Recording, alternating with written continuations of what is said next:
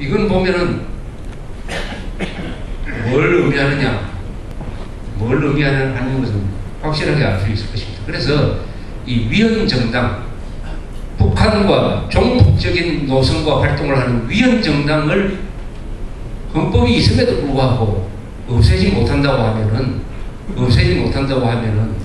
그 정권은 자기 방어를 할 수 없는 거죠. 체제 방어를 할 수 없는 거죠. 체제 방어를 할 수 없는 정권이고 대통령이고 여당인 것입니다. 그런데 어느 누구도 저는 어딜 가나 민주당 정교조 MBC는 법대로 하면 다 해산해야 된다고 이런 이야기를 했는데 반드시 한다? 이 이야기를 하면은 그게 가능할까? 거기에 대해서 흔쾌히 동의해주는 사람이 우리 애국 진영에도 별로 없어요.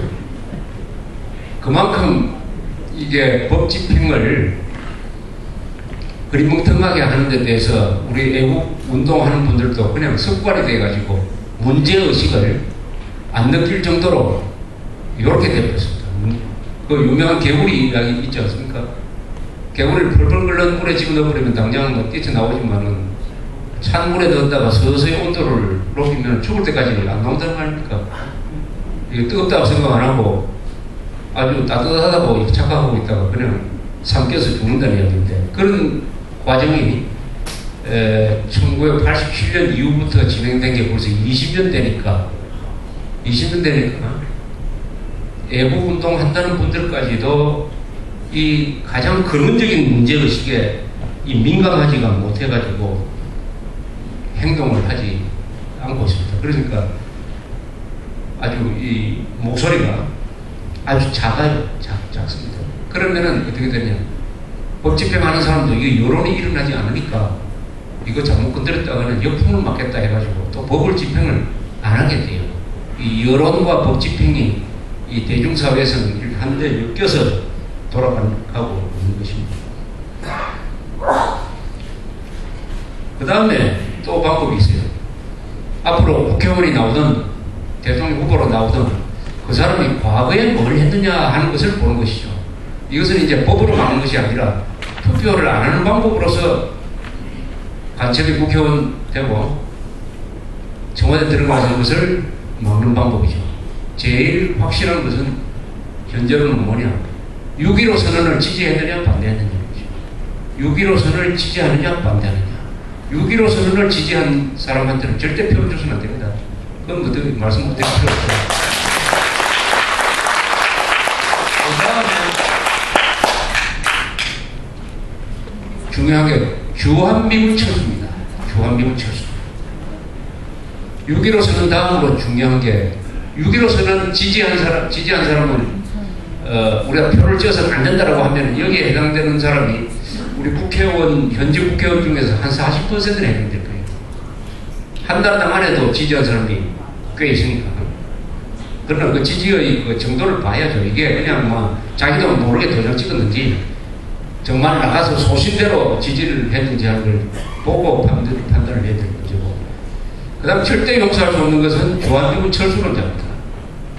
주한미군 철수론자 한 분이라도 그 이야기를 한 사람은 절대로 공직자나 공직자가 같으면은 공무원과 선출직 국회의원, 시도지사, 시의원, 구의원 다 포함되는 이야기다. 그렇게 진출해서는 안 돼요. 왜냐 하면은 북한의 대남 공작의 최종적인 목표는 주한미군 철수입니다. 주한미군 철수. 북한이 아마 핵을 절대 포기하지 않겠지만은 혹시 주한미군을 철수하겠다고 하면 그거하고 바꿀 가능성은 전혀 배제할 수는 없어요. 그만큼 북한의 대남 공작의 최종 목표는 주한미군 철수인 것입니다. 그리고 저기에 모든 총력을 다 거기에 정책점을 기울이고 있어요. 그것은 저 사람들이 가지고 있는 이 남한에 대한 정세 인식에 기초를 하고 있어요. 그건 6.25 때 싸워 보니까 북군은 될 거 아니더라. 미군 때문에 우리가 진 거지 뭐 북군 때문에 졌나. 그래서 한국이라는 나라는 갓을 하나 쓰고 있는데 그 갓을 쓰고 이렇게 갓끈을 묶어놓은 것 그 갓건이 바로 주한미군이다. 주한미군이라는 갓건을 잘라버리면은 가시 벗겨져가지고 날아가 버린다. 이렇게 이야기합니다. 그래서 주한미군 철수라는 것은 반드시 남침 초대자입니다. 남침 초대자. 북한군은 확신하고 있어요. 이건 확신입니다. 그건 뭐냐? 1대1로 싸우면 자신 있다. 주한미군이 나간 상태에서 싸우면 자신 있다. 그 근거는 뭐냐? 6.25 때 싸워보니까 그렇더라. 역사적 경험과 또 남한에 우리가 거대하게 만들어 놓은 친북 좌익 세력들이 우리 편을 들 것이다. 그리고 주한미군이 나가는 즉시 남한의 사회 정세가 변동이 되어가지고 남한의 애국 세력들은 고립되고 말 것이다. 고립되고 말 것이다. 그리고 여기에 친중 세력까지 등장을 해가지고 한미 동맹 세력은 고립되고 여기에 핵무기까지 있는 북한군이 내려가면 간단하게 접수할 수 있다. 이렇게 생각을 하고 있어요. 사실 그런 게 말도 안 되는 거라고 우리가 볼 수가 있습니까? 그 일리가 있는 거 아니에요. 따라서 주한미군 철수, 더구나 북한이 핵까지 가지고 있는데도 주한미군 철수하는 운동에 감행을 했다든지 가담을 했다든지 가입을 했다든지 거기에 서명을 했다든지 하는 것은 절대로 안 됩니다. 그래서 이 리스트를 만들어야 돼요. 그걸 또 리스트 만들기도 쉽습니다. 공개적으로 해놓은 것이기 때문에. 그렇게 하면은 아마 아까 80%는 걸러냈으니까 최소한 10%는 걸러낼 수 있을 거예요. 그 다음에 부수적인 게 국가보안법 폐지죠. 국가보안법 폐지. 국가보안법 폐지를 주장합니다.